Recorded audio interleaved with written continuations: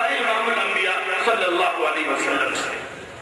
اس مدرسے میں جس بچے نے قرآن حفظ کیا ہے، آپ اس سے پوچھیں کہ تمہارے استاد کا نام کیا ہے، وہ اپنے استاد کا نام بتلائے گا۔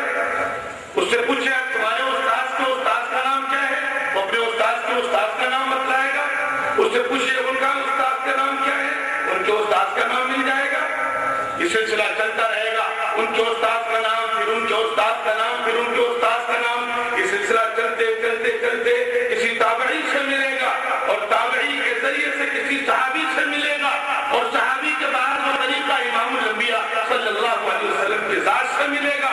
اس لیے یہ وہ علمی نسب نامہ ہے، یہ وہ سب سے بڑا اعزاز ہے، یہ وہ سب سے بڑی سند ہے، یہ وہ سب سے بڑی ڈگری ہے، یہ وہ سب سے بڑا شرف ہے جو دنیا کے کسی ادارے میں، دنیا کے کسی ملک میں، دنیا کے کسی چودھری اور کسی بادشاہ اور کسی حاکم کے یہاں نہیں ملتا۔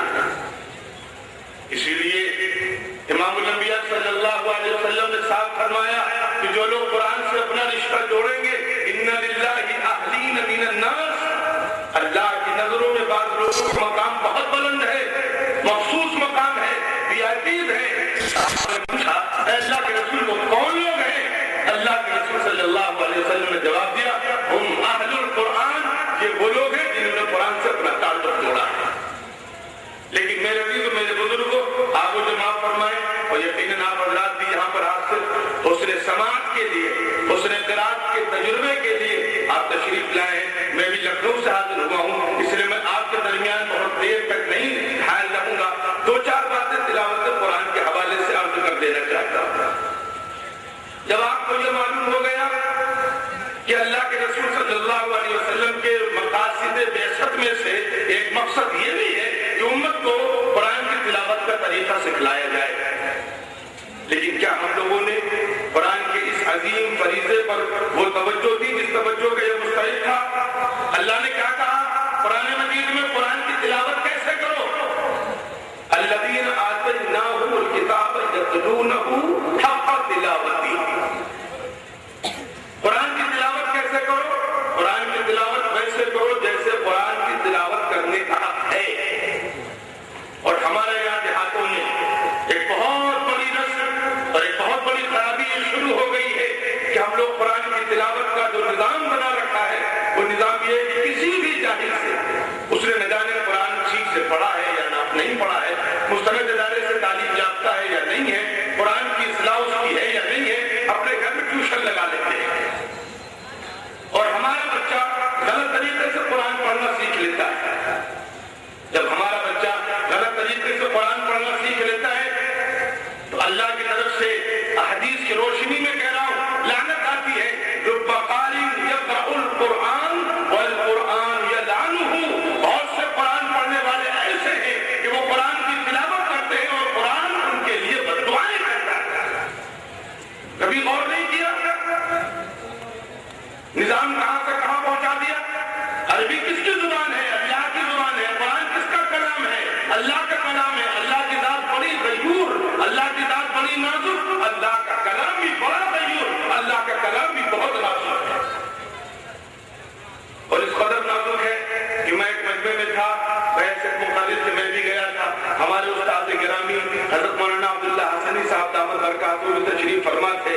بہت سے مقرروں نے جلسہ دستار بندی کا موقع تھا، تقریروں میں یہ بات بار بار دہرائی کہ اللہ کا فضل ہے، یہ قاری قرآن ہے، یہ حافظ قرآن ہے، اور انہوں نے قرآن کی حفاظت کے لیے اللہ ان کو متفق فرمایا ہے۔ مولانا نے فرمایا معاف کیجیے گا، آپ قرآن کے محافظ نہیں ہیں۔ پھر سنیے میرے اس جملے کو، مولانا نے فرمایا معاف کیجیے گا، آپ قرآن کے محافظ نہیں ہیں بلکہ قرآن آپ کا محافظ ہے۔ اور مولانا علی میں علیہ رحمہ کہ میں پیغام آپ تک پہنچا دوں، مولانا نے فرمایا تھا ایک موقع پر مسلمانوں، میں نے قرآن کا بار بار مطالعہ کیا ہے اور میں نے حدیث کے ذخیرے کو بار بار تلاش کیا ہے، لیکن قرآن کے مطالعے میں ایک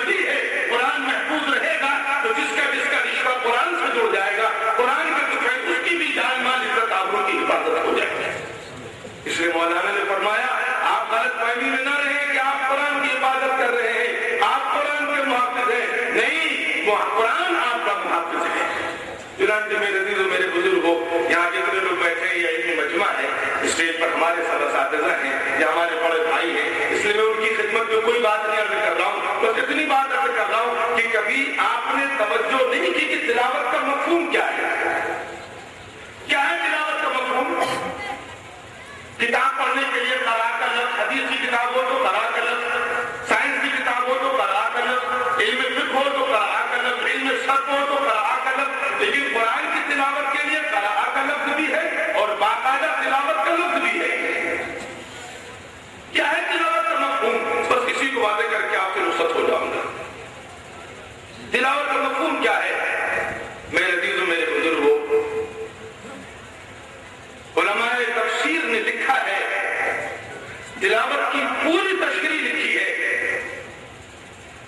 احترام و عظمت کے ساتھ، اس کو یاد کر لیجیے گا، احترام و عظمت کے ساتھ مقدس آسمانی اور الہی کتاب سمجھتے ہوئے اور اپنے آپ کو ذہنی اور نفسانی طور پر اس کتاب کے حوالے کرتے ہوئے اس کتاب کی اتباع کی غرض سے اس کی تلاوت کرنا، یہ ہے تلاوت کا پورا مفہوم۔ آپ دلیل پوچھیں گے، والشمس وضحاها والقمر اذا تلاها، کیا ترجمہ کریں گے کہ چاند نے تلاوت کی؟ نہیں، چاند پیچھے پیچھے چلا، سورج کی روشنی کے تابع ہوا، سورج کی روشنی تو اس نے روشنی حاصل کری، چنانچہ تلاوت کا مفہوم یہ ہوا کہ ہم قرآن کے پیچھے پیچھے چلے، اپنے آپ کو، اپنی عقل کو، اپنی فکر کو، اپنی سوچ کو، اپنی صبح و شام کو قرآن کے مطابق بنائیں۔ یہ ہے تلاوت کا مفہوم، اور تلاوت کے علماء نے بڑے اصول لکھے ہیں۔ پہلا اصول یہ ہے تلاوت کا کہ تجوید کے ساتھ پڑھا جائے قرآن، دوسرا اصول یہ ہے کہ ترتیل کے ساتھ پڑھا جائے، تیسرا اصول یہ ہے کہ خوش الحانی کے ساتھ پڑھا جائے، اور خوش الحانی کا ثواب ما عظیم لنبی ان یتغنى بالقرآن ویجہر به او کما قال، اللہ تبارک و تعالیٰ پیغمبر کی کوئی بات اتنی توجہ سے نہیں سنتے، کان لگا کر نہیں سنتے، جتنی توجہ سے کان لگا کر پیغمبر کے قرآن کی تلاوت کو سنتے ہیں جب پیغمبر قرآن کی تلاوت کو بآواز بلند پڑھتے ہیں۔ اور بس آخر میں ایک بات میں آپ سے پوچھ کر کے رخصت ہو رہا ہوں کہ جب بھی حضور پاک علیہ الصلوۃ والسلام پر حالات بڑے مشکل آئے، حالات بڑے نازک آئے، اللہ نے کیا نصیحت کری ہے؟ آج مسلمانوں کے سامنے بے شمار نازک حالات ہیں، میں قرآن کی روشنی سے ایک اشارہ کر کے جا رہا ہوں۔ کفار مکہ نے اعتراض کیا کہ قرآن کو اللہ نے ایک بارگی کیوں نہیں نازل کیا؟ اللہ نے جواب دیا، لنثبت به فؤادک ورتلناه ترتیلا، ہم نے قرآن کو فرشتوں میں، مختلف ایام میں، مختلف سالوں میں، مختلف زمانوں میں اس لیے نازل کیا تاکہ تمہارے دل کو تسلی دے، تمہارے دل کو ثابت قدمی نصیب کرے۔ سورہ مزمل میں اللہ نے حضور پاک علیہ الصلوۃ والسلام کی طرف اشارہ کیا کہ دیکھو جب بھی حالات نازک آئے، جب بھی آزمائشیں آئے، جب بھی مسائل آئے، کیا کرنا؟ قرآن کی تلاوت سے اپنا رشتہ جوڑ لینا۔ یا ایھا المزمل قم اللیل الا قلیلا نصفہ او انقص منہ قلیلا او زد علیہ ورتل القرآن ترتیلا۔ لیکن میرے عزیزوں، میرے بزرگوں، علامہ اقبال نے ایک شعر میں ہماری پوری کہانی اور ہمارا پورا نظام اور ہماری پوری صورتحال واضح کر دیا تھا کہ وہ زمانے میں معزز سے مسلمان ہو کر، وہ زمانے میں معزز سے مسلمان ہو کر اور ہم خواہ ہوئے تارک قرآن۔ اس لیے میرے عزیزوں، میرے بزرگوں، بس آخر میں ایک اشارہ اور کرتے ہوئے جدا ہوتا ہوں آپ سے، اس لیے کہ آج آپ تقریر سننے نہیں آئے ہیں، آج آپ قرآن سننے کے لیے آئے ہیں، اور میں آپ کے درمیان حائل نہیں ہونا چاہتا۔ میں اتنا چاہتا ہوں کہ آپ ایک بات کو سمجھ لیں کہ دنیا میں امن و سکون، دنیا میں انسانیت، دنیا میں بھائی چارہ، دنیا میں پیار تبھی قائم ہوگا جب قرآن کی تعلیمات کو عام کیا جائے گا۔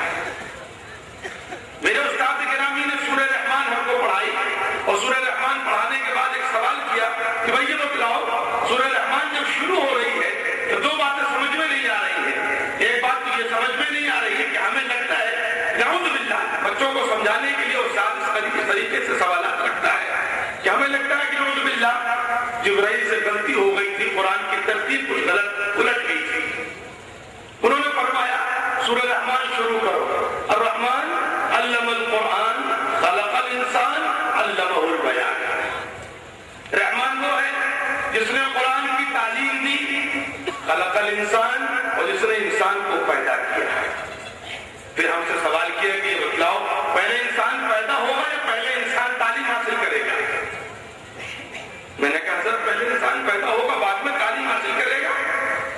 مولانا نے فرمایا اس لیے ہمارا دل یہ کہتا ہے نعوذ باللہ کہ قرآن کی ترتیب تو یوں ہونی چاہیے الرحمن خلق الانسان علم القرآن. رحمان وہ ہے جس نے انسان کو پیدا کیا اور پیدا کرنے کے بعد قرآن کی تعلیم دی.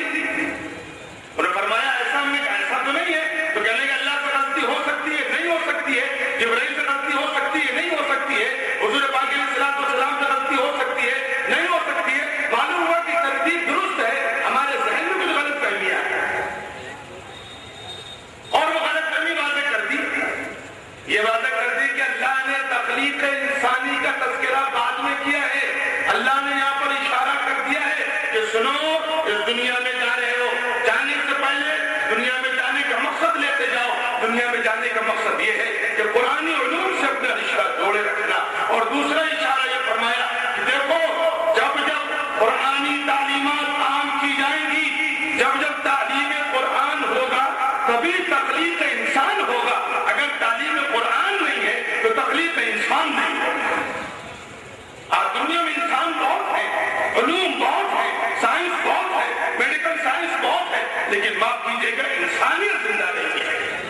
اسی لیے جب ایک امریکن سائنسدان نے کسی بڑے عالم سے کہا تھا کہ مولانا آپ لوگوں نے کیا کام کیا ہے، ہمیں دیکھیے ہم نے ہوائی جہاز بنائے، ہمیں دیکھیے ہم سمندر میں مچھلیوں کی طرح تیر لیتے ہیں، ہمیں دیکھیے ہم نے میزائلیں بنائی. تو انہوں نے کہا تھا کہ ہاں اس میں کوئی شک نہیں کہ تم پرندوں کی طرح آسمان میں اڑنے لگے، اس میں کوئی شک نہیں کہ تم چلنا نہیں آیا. اس لیے جب تک قرآن تعلیمات نہیں ہوگی دنیا میں انسانیت نہیں قائم ہوگی. میں سمجھتا ہوں کہ شاید آپ کا انتظار شدید ہوتا جا رہا ہے، اس لیے ان دو چار گزارشات سے رخصت ہوتا ہوں. اللہ کرے کہ ہم قرآن تعلیمات کو سمجھنے والے اور کم از کم قرآن کی تلاوت کا حق ادا کرنے والے بن جائیں. والسلام علیکم ورحمۃ اللہ وبرکاتہ. خود سے غافل ہے خلاؤں میں سفر کرتا ہے، خود سے غافل ہے خلاؤں میں سفر کرتا ہے، اور خود سے واقف ہو تو انسان کہاں تک پہنچے. یہ تو خلاؤں میں سفر کرتے ہیں لیکن خود سے واقف نہیں. اور حضرات کبھی برگے سبزہ و شاخ پر، کبھی برگے سبزہ و شاخ پر، کبھی لالو گل و خار پر، میں چمن میں چاہے جہاں رہوں میرا حق ہے فصل بہار پر. میں عزیزم اسامہ سلم ہو ابن قاری رحمت اللہ صاحب بانی و ناظم مدرسہ عرفانیہ دارالقراءت کو آواز دے رہا ہوں تلاوت کلام مجید کے لیے. عزیزم سمامہ سلم ہو ابن قاری رحمت اللہ صاحب.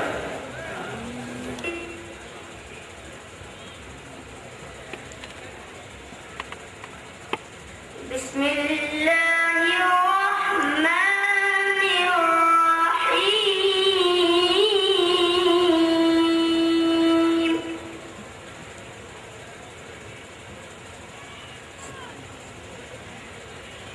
لو أنزلنا هذا القرآن على جبل لرأيته